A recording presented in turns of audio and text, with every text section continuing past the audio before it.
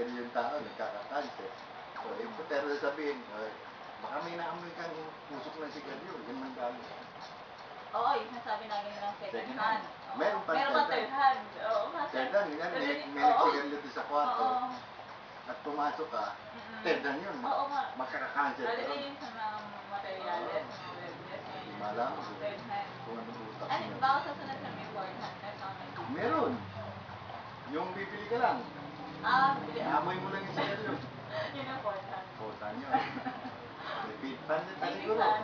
Nakita mo yung yung commercial. Oo. Bawal yun, di ba? Oo. O nakita mo ba?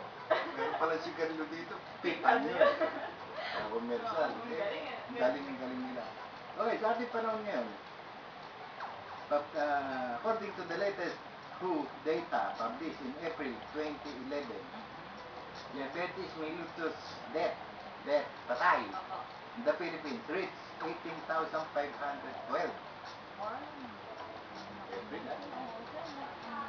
Or 4.39% of total deaths. So po, muna yung sinasabi niya, the age-adjusted death rate is 36.19 per 100,000 of population ranked Philippines. Number 89 in the West. So yung Philippines ay number 89? Sa buong mundo? Number 89 siya sa dami na namamatay sa sakit ng diabetes. Kasi dito naman sa atin maraming mahirap eh. Hindi naman sila makabili ng ice cream. Hindi naman sila makabili ng sabihin na natin na maluhong pamumuhay. Diba? Pang 89 tayo ngayon, medyo nabuwasan. Pero malaki yung malaki yung populasyon na namatay, 18,500. Malaki na rin yun. Actually, Sabagay all over the world naman yun. hindi. Sa Pilipinas lang yun. Pilipinas lang naman. Pilipinas lang yun. Kasi siguro itong 18,512, yun yung karugtong noong 2004. Parang gano'n siguro. Kasi sa kanila lang yung gagaling itong data. Mga data lang po. Okay, at nakakalungkot. At nakakalungkot na at ang ano po namin, pinipilit po namin dito sa foundation na maging malusog at lahat ng Pilipino. At kami ay nag-i-invento ng mga gamot, tulong sa pagkain. Nang sa ganun sabihin na natin na makabawas dito sa mga sakit na to, mga lintik na sakit na to, hindi mo malaman kung saan nanggagaling.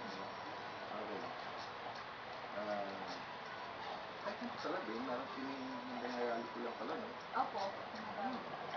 Okay. Sa panahon ngayon, nalaganap ang mga fast food chains, energy drinks, hindi, soft drinks, maruming kapaligiran, ay ano ang ating aasahan? Ano ang ating aasahan? Wala na. Wala na, maghintay na lang tayo na magkaroon tayo diabetes, di ba? Maganda na tayo ng mga Hindi maraming sakit. Yung AIDS, mamaya na natin talakayin yun. Dito muna tayo sa diabetes, ito yung pamagat natin. Hindi ba maagang kamatayan? Yeah. Oo nga, Maagang kamatayan. Posible, hindi ka na maabit ng 60. Hindi ka na maabit ng nakapalungkot natin. Ako po ay nalulungkot dahil meron tayong isang produkto na lalaban sa sakit na ito. Subalit binabaliwala lang ng mayayaman o may pera nating kababayan. Tunay na malakas ang kanilang simpatiya sa mga modernong gamutan.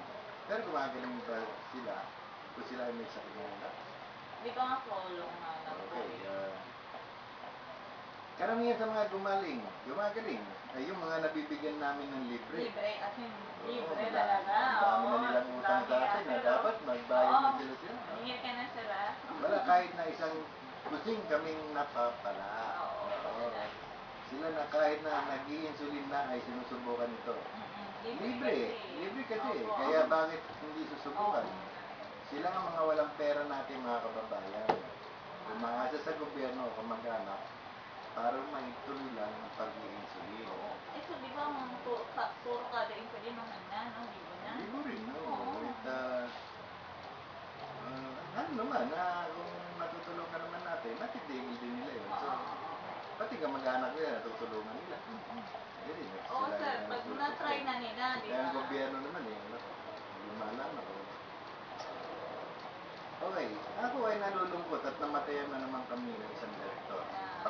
direktor na po ito na namatay dati. Nakikiramay po kami sa mga. Oo, malangit na kaibigan Sunny, masyado pang maaga.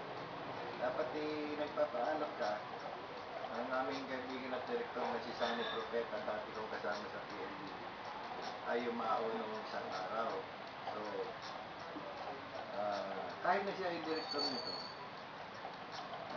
binabaliwala niya yung aming produkto. So, hindi niya na-transfer.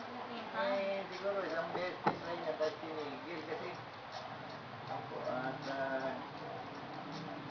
ito, napagyaman na aking nabigyan ng produkto ay walang bahala. Ayaw mo namang ipilit na ito ay inumin niya dahil kung nataong ganito ang naging pangyayari na natapat sa kanyang pagkamatay, pag inom ng aming produkto, baka kami pa ang sisihin. Kaya dapat kusang loob niya. No? So, nalulungkot ako kaibigan sa amin.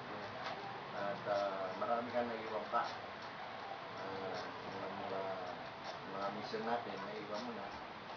At siguro hopefully, pagdasal mo rin kami na matuloy namin yung aming mga balakid, no? Kahit iniwan mo kami, pagpatuloy namin ito. Kasi ulo mo eh. Nasusunod ka akin.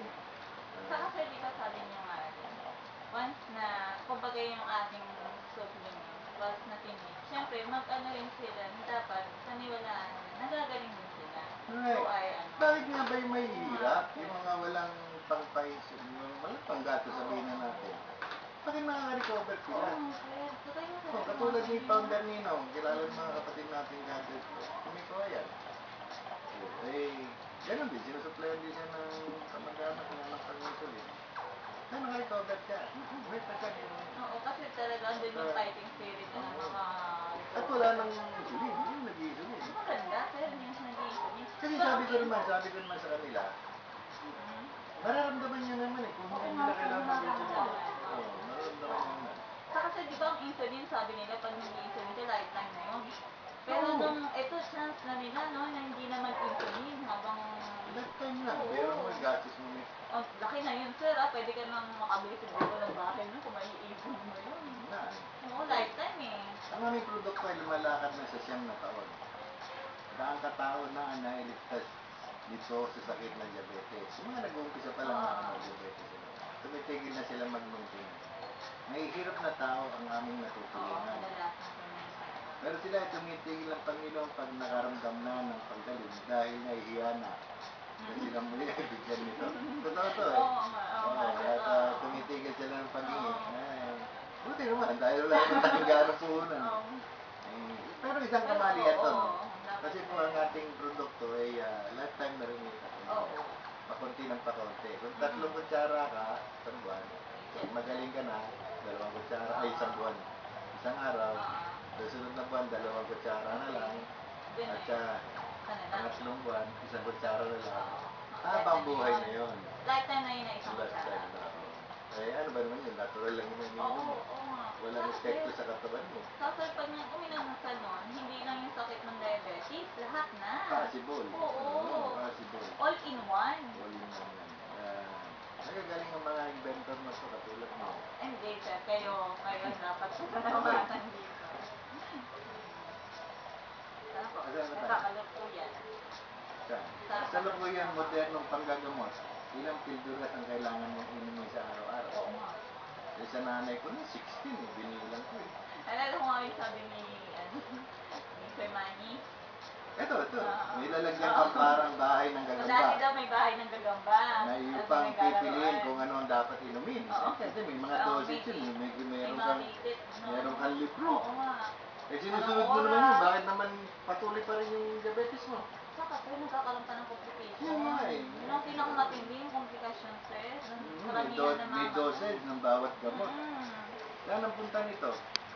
Sinabi ba na ikaw ay gagaling sa sandaling inumin mo ito? May sinasabi ba sila? Wala namang Wala, mag-maintain ka lang. Mag-maintain ka lang ng pag-inom.